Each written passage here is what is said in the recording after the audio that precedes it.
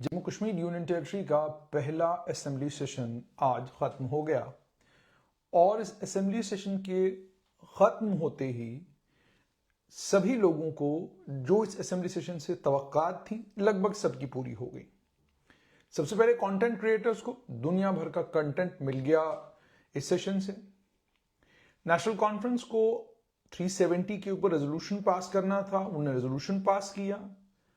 Bharatiya Janata party को lieutenant governor ने जो खुतबा पढ़ा था उस खुतबे पर नहीं बोलना था, वो 4 दिन हंगामा करते रहे और 4 दिन खत्म होने के बाद आज सेशन खत्म हो गया और बीजेपी भी इस सेशन के खत्म होने के बाद जब बजट सेशन होगा तो वहां पर उनके लिए बोलने के लिए बहुत सारा मवाद होगा, क्योंकि फिर वो सरकार को क्रिटिसाइज कर पाएंगे।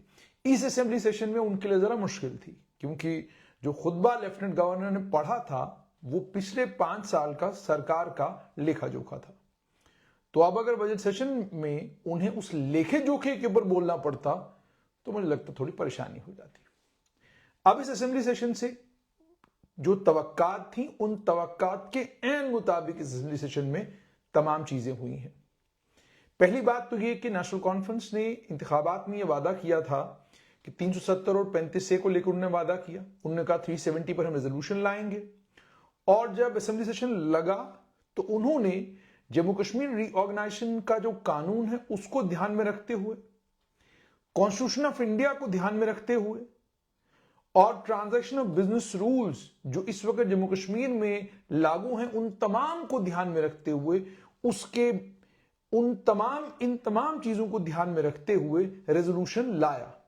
यानी जो मुमकिन था, जिस रेजोल्यूशन पर कोई सवाल नहीं उठाया जा सकता, कानूनी तौर पर अगर इस रेजोल्यूशन को कहीं चैलेंज भी किया गया तो भी इस रेजोल्यूशन में कुछ ऐसा नहीं है जिससे यह कहा जाए कि यह रेजोल्यूशन आईने हिंद को कहीं पर टक्कर देता है। जे.एंड.के रीऑर्गेनाइजेशन एक्ट जिसके तहत इस वक्त जम्मू कश्मीर की लेजिस्लेटिव असेंबली काम कर रही है उसको कहीं टक्कर दे रहा है। तो यह रेजोल्यूशन बड़ा फाइन ट्यून, बड़ा अकलमंदाना और बड़ी सूझबूझ के साथ लाया गया रेजोल्यूशन था और वो रेजोल्यूशन बिना डिबेट के, बिना डिस्कशन के पास भी हो गया। वो नेशनल कॉन्फ्रेंस की दूसरी बड़ी कामयाबी, क्योंकि अगर डिबेट होता, अगर डिस्कशन इसके ऊपर होता तो इसका नतीजा ये निकलता कि बहुत सारी ऐसी बातें नेशनल कॉन्फ्रेंस के लीडरान को करनी पड़ती जो बातें तल्ख होती और तल्ख बातों के नतीजे में बहुत सारी जगहों पर तल्खियां हो जाती। जैसा कि आज आपने देखा होगा कि आज जब लेफ्टिनेंट गवर्नर के भाषण के ऊपर जब डिस्कशन शुरू हुआ तो नजीर गुरेजी ने बात करते करते जमात इस्लामी को लेकर कोई टिप्पणी कर दी और उस टिप्पणी के ऊपर वहीदुर रहमान परा ने इल्जाम लगाया नेशनल कॉन्फ्रेंस के ऊपर, जी उन्होंने जमात इस्लामी को गद्दार कहा। हालांकि बाद में नजीर गुरेजी ने उस पर सफाई भी दी, उन्होंने कहा मैंने गद्दार नहीं कहा, लेकिन चलिए वो भी हुआ। उसके बाद दूसरी तरफ जहां तक बीजेपी का ताल्लुक है, 29 एमएलए बीजेपी के, 29 एमएलए पहले दिन से, जिस दिन रेजोल्यूशन आया उस दिन से लेकर आज के दिन तक लगातार यही मांग करते रहिए कि जनाब इस रेजोल्यूशन को वापस ले लीजिए, जबकि वो भी कानून से वाकिफ हैं कि जब कोई रेजोल्यूशन असेंबली में मूव होता है वो तब तक स्पीकर की कस्टडी में है जब तक वो रेजोल्यूशन मूव नहीं हुआ। मूव होने के बाद और पास होने के बाद वो रेजोल्यूशन हाउस की कस्टडी में आ जाता है। तो जब कोई भी रेजोल्यूशन मूव हुआ, पास हुआ, तो अब ये अमानत है हाउस की और ये पास हो चुका है। इस रेजोल्यूशन में अब एक ही चीज हो सकती है कि ये अब रेजोल्यूशन चीफ सेक्रेटरी के जरिए एलजी के पास जाएगा और वहां से जहां इसको जाना है, वहां जाहिर सी बात है दिल्ली से रेजोल्यूशन को जाना है, वहां तब जाएगा जब लेफ्टिनेंट गवर्नर्स को भेजेंगे। या हुकूमत के पास भी ये ताकत है कि वो डायरेक्टली बिना लेफ्टिनेंट गवर्नर के भी इसे दिल्ली भेज सकते हैं। तो नेशनल कॉन्फ्रेंस के लिए रेजोल्यूशन पास हो गया। अब ये उनके गले से फांस उतर गई। बजट सेशन के वक्त में कोई ऐसा हंगामा 370-35 को लेकर दोबारा देखने को नहीं मिलेगा। उस पर डिबेट नहीं हुआ, कोई बड़ा डिस्कशन नहीं हुआ, तो यानी मामला यहीं पर खत्म हो गया। दूसरी तरफ भारतीय जनता पार्टी के जितने भी एमएलए हैं, 29 के 29 एमएलए, हालांकि उनको करना यह चाहिए था कि जब ये रेजोल्यूशन आया तो इस रेजोल्यूशन पर डिबेट होना चाहिए था, डिस्कशन होना चाहिए था और उन्हें डिस्कशन में पार्टिसिपेट करना चाहिए था। रेजोल्यूशन को लेकर हंगामा करना, पोस्टर फाड़ने, गुत्थम गुत्था करना, इस गुत्थम गुत्था से, इन तमाम चीजों से सोशल मीडिया के ऊपर ठीक ठाक कंटेंट बना है। भारतीय जनता पार्टी के अलग अलग ट्विटर हैंडल से अगर लीडरों के ट्विटर हैंडल आप देखेंगे तो यूं लगता है जैसे वो कोई बहुत बड़ी जंग जीत गए हैं और उसी तरीके से ट्रेजरी बेंच के ऊपर खड़े हैं, उनकी फोटो आ रही है और उन्होंने कोई कागज पकड़ा हुआ है या कोई तकरीर कर रहा है, उसकी आंखों से आग निकल रही है। इस तरह के वीडियोस जो सोशल मीडिया पर दबा के वायरल हैं और लोग अलग अलग तरह के गाने भी उनमें डालकर इन वीडियोस को और इन फोटोज को वायरल कर रहे हैं। नेशनल कॉन्फ्रेंस के हिलाल अकबर लोन जो जिस समय राष्ट्रगान होना था उसके लिए खड़े नहीं हो पाए, उनकी पीठ में दर्द था, लेकिन उनका वो वीडियो जिसमें जब अवामी इत्तेहाद पार्टी के एमएलए के साथ बीजेपी के एमएलए गुत्थम गुत्था कर रहे थे तो वो कूद के आते हैं। तो वो जो कूद के आए हैं उस कूदने के वीडियो को भी नौजवानों ने ट्विटर के ऊपर दबा के वायरल किया है और लिखा है नेशनल कॉन्फ्रेंस का शेर जिसने किए सभी ढेर। अच्छा, सज्जाद गनी लोन की भी ठीक ठाक टीआरपी सोशल मीडिया के ऊपर इस वक्त है कि इस वक्त सज्जाद गनी लोन को लेकर अच्छा हो क्या रहा है कि सज्जाद गनी लोन उस पोस्टर को पकड़ रहे हैं और उस पोस्टर को पकड़ने के बाद वो शेख रशीद की मदद में आए हैं और वो जो वीडियो है उसको भी वायरल किया जा रहा है और उसके पीछे जबरदस्त गाना चलाया जा रहा है कि जनाब यूं लगे कि जैसे बड़ा जबरदस्त हंगामा था। अच्छा, कुछ नौजवानों ने, बड़ी क्रिएटिविटी है नौजवानों में, कुछ एक ने ये क्रिएटिविटी बताई है कि ये नेशनल सज्जाद गनी लोन और बीजेपी के बीच में गुत्थम गुत्था हो रही है और उस गुत्थम गुत्था की वीडियो के पीछे उन्होंने रेसलिंग का ऑडियो डाल दिया है और ऐसा बताया जा रहा है कि देखिए रेसलिंग का जबरदस्त मैच हो रहा है और ये बीजेपी और सज्जाद गनी लोन के बीच में हो रहा है। अच्छा, हैरानगी की बात यह कि ये जितनी गुत्थम गुत्था हुई है इसमें नेशनल कॉन्फ्रेंस के जितने भी एमएलए थे वो अपनी कुर्सियों से बैठकर आराम से बैठकर तमाशा देख रहे थे कि ये जो हिजब इख्तिलाफ है ये आपस में ही लड़ पड़ा, ये हिजब इख्तिलाफ जो है आपस में ही झगड़ पड़ा। अच्छा, उसके बाद अलग अलग लीडरों के, बीजेपी के लीडरों के फोटो हैं और फोटो के पीछे गाना है, पंजाबी गाना चक लो रिवाल्वर, वो वाला गाना भी किसी जगह चलाया गया है और किसी जगह ये बताया गया कि जनाब फोटो लेकर खड़े हैं और फिर पीछे कोई बड़ा देशभक्ति वाला गाना चला दिया है।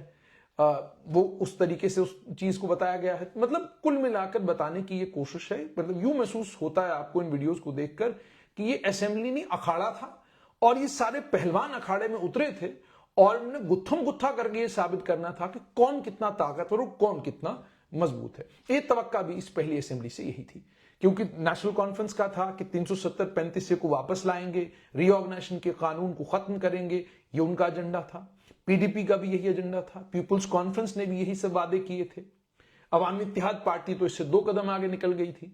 तो जाहिर सी बात है, और दूसरी तरफ बीजेपी ने कहा था नहीं हटने देंगे, आप जितना मर्जी उतना जोर लगा लो, हम नहीं हटने देंगे।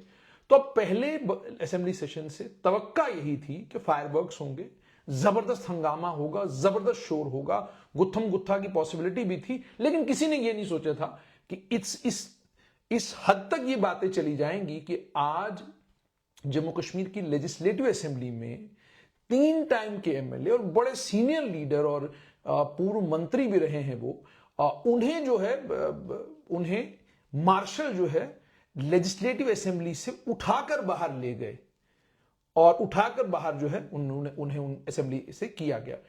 पूरी बीजेपी को जो है बाहर जाना पड़ा असेंबली से, उसके बाद जाकर जो है कार्रवाई सदन की चली। अब जाहिर सी बात है इसमें बीजेपी की वो गले में रस्सी थी, वो भी उनके लिए बड़ी मुसीबत थी कि वो कैसे लेफ्टिनेंट गवर्नर के एड्रेस के ऊपर अपना भाषण देते। वो भाषण में कहते क्या? जाहिर सी बात है 5 साल का कामकाज, 5 साल का कार्यकाल, उसमें मैंने पहले ही आपको बताया कि अगर आप लेफ्टिनेंट गवर्नर के भाषण को पढ़ते हैं तो वो लगभग ब्लूप्रिंट है सरकार ने पिछले 5 साल में क्या कुछ किया है। और उसके बाद उसमें नेशनल कॉन्फ्रेंस ने जो कुछ कहा है, 200 यूनिट बिजली फ्री, 12 सिलेंडर की बात, हालांकि सिलेंडर्स की उसमें का जिक्र नहीं है उसमें, लेकिन उसमें यह जिक्र जरूर है कि 200 यूनिट बिजली फ्री दी जाएगी। तो अब उस पर क्या बात बीजेपी के लोग करते तो उनके लिए कोई बात करना मुमकिन नहीं थी। वरना आप ये सोचिए कि आपको इतना खूबसूरत मौका मिले कि आप एक सियासी जमात को जो सियासी जमात एक रेजोल्यूशन लाई, और जैसे मैंने आपको पहले ही कहा, बहुत सारे लोग कह रहे हैं कि रेजोल्यूशन की जुबान ऐसी नहीं ऐसी होनी चाहिए, थोड़ा ब्लंट होना चाहिए था रेजोल्यूशन। इसमें कोई शक नहीं कि रेजोल्यूशन की जुबान कोई भी हो सकती थी, मगर इस वक्त आपको गवर्न जम्मू कश्मीर का आईन नहीं कर रहा। इस वक्त आपको गवर्न करता है भारत का संविधान। इस वक्त आपको गवर्न करता है जम्मू कश्मीर का रीऑर्गेनाइजेशन का कानून। आपके ट्रांजैक्शन ऑफ बिजनेस रूल्स में अभी क्लैरिटी नहीं है कि चीफ मिनिस्टर की ताकतें क्या हैं असेंबली के, और असेंबली के transaction of business rules inside the assembly, वो तो भी रूल्स बने ही नहीं। उसके लिए स्पीकर को अभी कमिटी बनानी है, वो कमिटी फिर रूल्स फ्रेम करेगी और जिन रूल्स के तहत लेजिस्लेटिव असेंबली चलेगी। अभी ये लेजिस्लेटिव असेंबली पुराने कवानीन के तहत चल रही है, तो ये भी एक दिक्कत है। तो कुल मिलाकर कहने का मतलब यह है कि जो नेशनल कॉन्फ्रेंस ने रेजोल्यूशन लाया, इससे बाहर रेजोल्यूशन लाने की उनके लिए कोई पॉसिबिलिटी नहीं थी, कोई प्रोबेबिलिटी नहीं थी।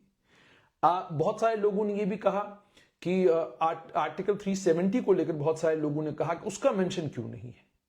अच्छा, उसके बाद यह भी कहा गया कि हालांकि उस रेजोल्यूशन में एक लाइन लिखी गई है यूनिलैटरल, वो जो यूनिलैटरल भी लिखा गया है, कल को अगर इस रेजोल्यूशन को कोई चैलेंज करता है सुप्रीम कोर्ट ऑफ इंडिया में, तो सुप्रीम कोर्ट आपसे यह सवाल पूछ सकती है कि हमने तो अपने यहां इसको सेटल कर दिया था कि यूनिलैटरल नहीं था, बल्कि पावर पार्लियामेंट ऑफ इंडिया के पास थी और पार्लियामेंट ऑफ इंडिया ने उस ताकत का इस्तेमाल किया और उसके बाद आर्टिकल 370 को एमेंड किया। तो इसीलिए उसके बाद सुप्रीम कोर्ट ने यह भी सेटल कर दिया कि अनकॉन्स्टिट्यूशनल नहीं था, यह कॉन्स्टिट्यूशनल था। यानी बहुत सारे लोग कह रहे हैं कि अनकॉन्स्टिट्यूशनल, ना, वो तो सुप्रीम कोर्ट ने सेटल किया, वो कोई पार्लियामेंट ने सेटल नहीं किया, सुप्रीम कोर्ट ने सेटल किया है कि आर्टिकल 370 को अमेंड करने का तरीका, 35A को हटाने का तरीका, स्टेट को बाइफरकेट करके यूनियन टेरिटरी जो बनाया गया, ये तमाम चीजें आईनी तौर पर बिल्कुल सही थी। इनमें कहीं कोई असंवैधानिक या अनकॉन्स्टिट्यूशनल बात नहीं थी। ये ऑलरेडी सुप्रीम कोर्ट अपनी जजमेंट में कह चुका। उसके बाद जब सुप्रीम कोर्ट की जजमेंट आ चुकी तो आर्टिकल 370 पर बहस खत्म हो गई। तो ये जो रेजोल्यूशन है 3 लाइन का, ये रेजोल्यूशन यही बताता है पहली लाइन में कि जनाब हमें कंसर्न है, अपोज नहीं कर रहा, क्योंकि अगर अपोज करेंगे तो आपसे सुप्रीम कोर्ट पूछेगा आप क्यों अपोज कर रहे हैं। Parliament of India will of the country को विल ऑफ द कंट्री होती है, यानी पार्लियामेंट में जो मेंबरान हैं वो पूरे मुल्क को रिप्रेजेंट करते हैं पार्लियामेंट में। तो यही बात सुप्रीम कोर्ट ने भी कही कि आप कैसे कह सकते हैं कि जम्मू कश्मीर रिप्रेजेंट नहीं हो रहा था पार्लियामेंट में। पार्लियामेंट में तो बाजाब्ता जम्मू कश्मीर के मेंबरान भी थे, राज्यसभा में जम्मू कश्मीर के मेंबर थे, जिन्होंने बाजाब्ता इस जम्मू कश्मीर रीऑर्गेनाइजेशन के कानून के ऊपर बाजाब्ता तकरीर की है, बाजाब्ता उसके ऊपर अपनी नाराजगी का इजहार किया है।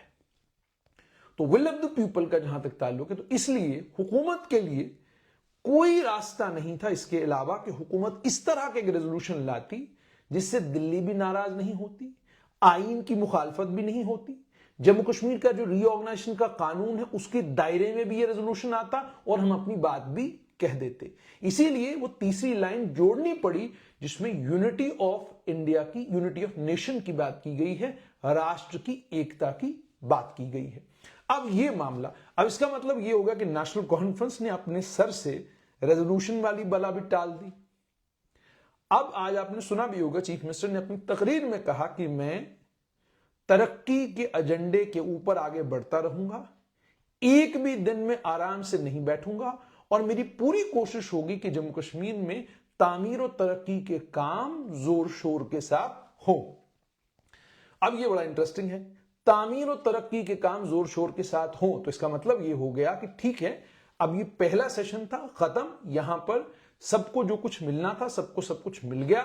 पीडीपी लोगों को कन्विंस करने में घाटीवादी में कामयाब हो गई कि हमने जो अलायंस बीजेपी के साथ किया था वो भी अमरे मजबूरी था, हमारे पास कोई रास्ता नहीं था, हमने किया, तो जो हमसे हुआ वो आपके सामने है। अब जब नेशनल कॉन्फ्रेंस ने हुकूमत बनाई है वो भी अपने दमखम पर हुकूमत बनाने के बावजूद नेशनल कॉन्फ्रेंस अपने रेजोल्यूशन में 370-35 से ये 2 लफ्ज नहीं लिख सकी, तो आप हमसे तवक्का क्या करते हैं कि हम क्या करते हैं? हम तो नई नवेली जमात थे, ये तो पुरानी जमात है, ये तो एक्सपीरियंस जमात है, इसमें तो बड़े बड़े कानूनदान, बड़े बड़े समझदार लोग और वो लोग हैं जो 7-7 बार लेजिस्लेटर बने हैं, जब वो नहीं कर सके तो हम क्या करते? ये भी मुझे लगता है लोगों के बीच में बात पहुंचाने में वो कामयाब हो गए। सज्जाद लोन बाहुबली भी, अपने आप को उन्होंने बाहुबली भी साबित कर दिया लोगों के बीच में। सज्जाद लोन की भी अच्छी खासी टीआरपी हो गई। अल्ताफ कल्लू के साथ भी जबरदस्त तरीके से नौजवान हो गए। वो जो अल्ताफ कल्लू का उंगली दिखाने वाला, उंगली करने का जो इशारा था, हालांकि वो इशारा एक एमएलए को जेब नहीं देता, एमएलए को जेब भी नहीं देता, और जब आप लेजिस्लेटर बन जाते हैं उसके बाद जो आपकी बचकाना आदतें होती हैं, इन बचकाना आदतों को छोड़ देना चाहिए। उसकी वजह यह है कि अब आप लेजिस्लेटर हैं, आपने कानून बनाना है, आप बहुत सारे लोगों के लिए आइडियल हैं, तो बहुत सारी चीजें जो आप जिंदगी में करते हैं उन्हें करना असेंबली के अंदर ठीक नहीं है। हाँ, लेकिन उसके बावजूद नौजवानों को बड़ा पसंद आया। बड़ा साउथ कश्मीर में उसको भी नौजवानों ने वायरल किया कि जनाब देखिए, और नेशनल कॉन्फ्रेंस के लीडरों ने तो ट्विटर के ऊपर उसे जस्टिफाई भी किया। उन्होंने जस्टिफाई करते हुए, एक मिस्टर तलाशी है, उन्होंने कहा जी ये उंगली उन्होंने उनको की है, यानी उंगली बीजेपी वालों को की है, ये बात उन्होंने कहने की कोशिश की। तो आज सेशन खत्म हुआ, ये कोई प्रोडक्टिव सेशन नहीं था। जैसे मैंने आपको कहा कि बीजेपी को चाहिए था कि एज ए लेजिस्लेटिव पार्टी, उनका अपना पार्टी में बहुत बड़े बड़े बुद्धिजीवी हैं, समझदार लोग हैं, पार्लियामेंटेरियन सब कुछ है वो, तो उन्हें लेकिन चाहिए ये था कि वो इसको 370 पर जो रेजोल्यूशन था इस पर डिबेट मांगते और इस पर डिबेट करते। इस पर जब डिबेट करते तो जाहिर सी बात है फिर बहुत सारी बातें खुल के सामने आ जाती। ऑलरेडी प्रधानमंत्री नरेंद्र मोदी ने आज कह दिया महाराष्ट्र में कि 370 को मैंने गाड़ दिया है, अब ये आएगा नहीं, लेकिन नेशनल कॉन्फ्रेंस और कांग्रेस मिलकर इस रेजोल्यूशन को 370 को जिंदा करने की कोशिश कर रहे हैं। तो इसका मतलब साफ है कि अब महाराष्ट्र के चुनाव इंतखाबात में 370 का जबरदस्त तरीके से इस्तेमाल होगा। अब लेकिन दूसरी तरफ यहां पर यह भी कहना बहुत जरूरी है कि स्पीकर अब्दुल रहीम राठौर बड़े एक्सपीरियंस्ड आदमी, एक लंबा अनुभव है उनके पास, लेकिन 29 लोग जो भारतीय जनता पार्टी के असेंबली में थे वो बीजेपी के नुमाइंदा जरूर हैं, लेकिन दूसरी तरफ वो 8 जिलों के एमएलए हैं, वो 8 जिलों की नुमाइंदगी करते हैं। वो शोर शराबा हंगामा कर रहे थे, उसके बीच में भी असेंबली की कार्रवाई चल सकती थी। कोई बड़ी जगह मैंने पढ़ा कि कुछ जर्नलिस्टों ने लिखा अनरूली कोई भी चीज असेंबली के अंदर नहीं होती। अनरूली तब होता है जब आप असेंबली में कुर्सियां एक दूसरे के ऊपर मारने लगते हैं। अनरूली तब होता है जब स्पीकर चेयर से बैठकर एक ऑनरेबल लेजिस्लेटर को गालियां देता है, एक ऑनरेबल फीमेल लेजिस्लेटर को अलग अलग अल्फाज से उसको नवाजता है, वो बेसिकली अनरूली होता है। वो अनरूली भी इसी जम्मू कश्मीर लेजिस्लेटिव असेंबली में हुआ, लेकिन उस वक्त भी किसी को उठाकर जो है असेंबली से बाहर नहीं फेंका गया। लेकिन आज जो हुआ वो नहीं होना चाहिए था, और बीजेपी के लेजिस्लेटर्स को भी चाहिए था कि वो भी पूरी कोशिश करते कि हमारी बात भी पहुंचे, मगर असेंबली के अंदर इस तरह के सीन भी ना हो जिससे हम लेजिस्लेटर कम और बाहुबली ज्यादा नजर आए। लेकिन अब क्या करें, सोशल मीडिया चीज ही ऐसी है, किसे अच्छा नहीं लगता कि उसकी वीडियो वायरल हो, किसे अच्छा नहीं लगता कि ट्विटर पर वो वायरल हो, किसे अच्छा नहीं लगता कि वो सोशल मीडिया पर वायरल हो। नौजवान इस पूरे सेशन से बिल्कुल खुश नहीं है। आज नौजवानों ने सिर्फ इतना किया कि उन्होंने एमएलए जिन जिन से गुजारिश की थी, जिसमें सलमान सागर है, उन्होंने आज बात की नौजवानों की, और बड़े अच्छे तरीके से उन्होंने बात की। उन्होंने कहा जी बाकी सब ठीक है, लेकिन आइए नौजवानों की बात करते हैं। उन्होंने बात की रिजर्वेशन के ऊपर, उन्होंने बात की बाकी तमाम चीजों के ऊपर।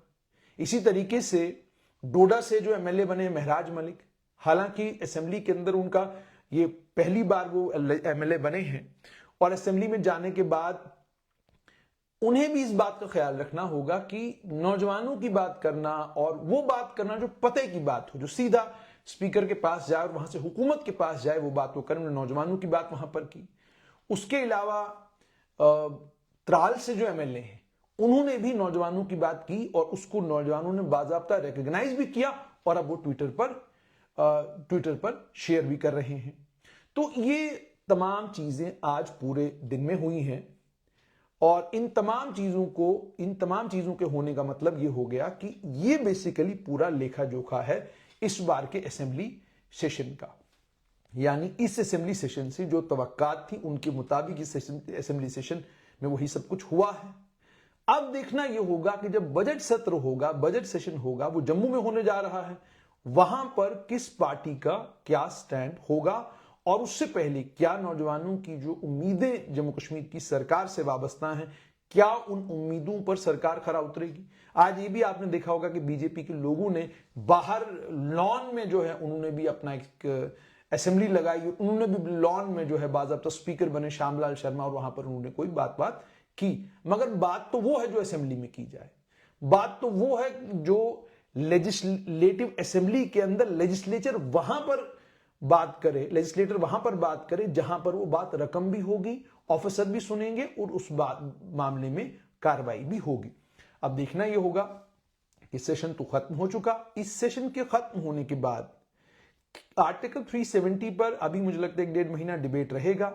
अलग अलग अखबारों में लेख भी आएंगे, उल्लेख भी होगा चीजों का। जम्मू में भी बहुत कुछ लिखा जाएगा, कश्मीर में भी बहुत कुछ लिखा जाएगा, पर एक सच्चाई जो इस लेजिस्लेटिव असेंबली के सेशन से बिल्कुल आया हुई है वो ये है कि जम्मू और कश्मीर वहां उस पोजीशन, वो हालात बिल्कुल पैदा होने लगे हैं जहां पर साफ तौर पर यह नजर आ रहा है कि दो भाग हैं और दोनों भागों के सोचने का, समझने का तरीका, नजरिया बिल्कुल अलग है। वेस्ट पाकिस्तानियों ने जम्मू में प्रदर्शन किया, गोरखा समाज के लोगों ने प्रदर्शन किया, वाल्मीकि समाज के लोगों ने प्रदर्शन किया। उन्होंने कहा 370 नहीं चाहिए, 35 से नहीं चाहिए, ये सब चीजें हमें नहीं चाहिए क्योंकि इन सब चीजों से हमारे साथ ज्यादती होती है। वहीं पर जम्मू में कुछ हल्का छोटा सा क्राउड उन लोगों का भी जो कहते हैं ना ये सब चीजें भी जरूरी हैं।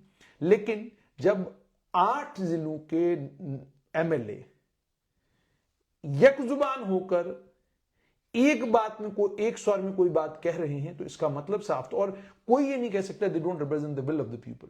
ये 29 एमएलए भी will of the people he represent करते हैं। लोगों ने वोट देकर इन्हें वहां पर भेजा है और सोच समझकर लोगों ने वोट दिया, मैनिफेस्टो पढ़ के लोगों ने वोट दिया है। और अगर वोट दिया है तो इसका मतलब they to represent will of the people. तो इसलिए लेजिस्लेटिव असेंबली में, इस लेजिस्लेटिव असेंबली में हालांकि बीजेपी के लिए कोई, मुझे नहीं लगता कोई नुकसान हुआ है उनको तो फायदा ही हुआ कि भाई अगर आपको लेफ्टिनेंट गवर्नर के भाषण के ऊपर कुछ बोलना पड़ता तो बोलते क्या, और जो बोलते वो तो मुखालफत होती हुकूमत की। तो इसलिए अब ये देखना होगा कि ये बातें कहां पर जाकर थमेंगी। और इस असेंबली सेशन के बाद अब ये देखना होगा कि वो जो स्टेटहुड को लेकर बात की गई, वो जो कुछ और बातें की गई, जैसा मैंने आपको कहा कि मेरी खुद की रीडिंग ये है कि जो रेजोल्यूशन पास किया गया है उससे कहीं कोई नाराज होने वाला या उससे दिल्ली में किसी को कोई परेशानी होने वाली हो, इसकी तवक्का बहुत कम है। मगर अगर पार्टी के हित को ध्यान में रखते हुए कोई मामला संजीदा हो गया तो उसका जम्मू कश्मीर को नुकसान होगा या फायदा होगा, इस पर हमारी नजर रहेगी। लेकिन सेशन हो गया खत्म और इस सेशन की productivity zero, apart from the fact कि एक रेजोल्यूशन वहां पर पास हुआ और उसके बाद काउंटर रेजोल्यूशंस वहीदुर रहमान परा लाए, सज्जाद गनी लोन लाए, अवामी इत्तेहाद पार्टी के लोगों ने समर्थन दिया, बीजेपी के लोगों ने पोस्टर फाड़े, बीजेपी के लोगों ने रेजोल्यूशन को लेकर हंगामे किए, कहा रेजोल्यूशन को विड्रॉ कीजिए, सारी चीजें हुई। इसका मतलब बिल्कुल प्रोडक्टिव सेशन नहीं रहा। इस सेशन में लेफ्टिनेंट गवर्नर के भाषण के ऊपर बात नहीं हुई, इस सेशन में नौजवानों की बात नहीं हुई, इस सेशन में एम्प्लॉयमेंट अपॉर्चुनिटीज को लेकर जिसे खुले दिल से विपक्ष को, सरकार को बात करनी चाहिए थी, नहीं हुई। अफसोस ये है कि जम्मू कश्मीर की बदकिस्मती कहिए ये कि मैं पिछले 20 साल से लगातार इस असेंबली को कवर कर रहा हूं। एक वक्त था मुद्दों के ऊपर बात होती थी और उसके बावजूद लोगों के मसले मसाइल हल नहीं हुआ करते थे, और वजह थी दहशतगर्दी, वजह थी सेपरेटिज्म, वजह था सेपरेटिस्टों का वो एक टोला। अब वो टोला तो है नहीं, वो तो खत्म हो चुका, वो तो डिसमेंटल हो चुका। अब टेरर इंफ्रास्ट्रक्चर है, उसके अलावा और कुछ बचा नहीं है।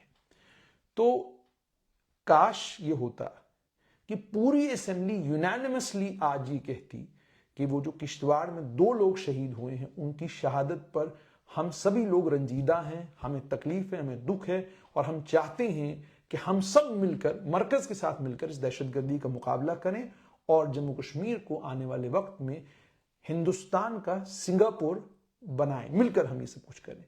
लेकिन अब देखना ये होगा कि किस हद तक ये मुमकिन हो पाएगा। लेकिन फिलहाल यही कि असेंबली का सेशन आज खत्म हो चुका, बीजेपी को वो मिल गया जो वो चाहते थे, नेशनल कॉन्फ्रेंस ने वो कर दिया जो वो करना चाहते थे, पीडीपी लोगों के बीच में बात करने लायक बन गई, जम्मू कश्मीर पीपल्स कॉन्फ्रेंस के सज्जाद लोन ने अपनी बेबाकी के साथ और अपने बाहुबल के साथ ये साबित किया कि वो वहीं खड़े हैं जहां सालों पहले खड़े थे, और अवामी इत्तेहाद पार्टी के एक एमएलए को किसी नेशनल कॉन्फ्रेंस के लीडर ने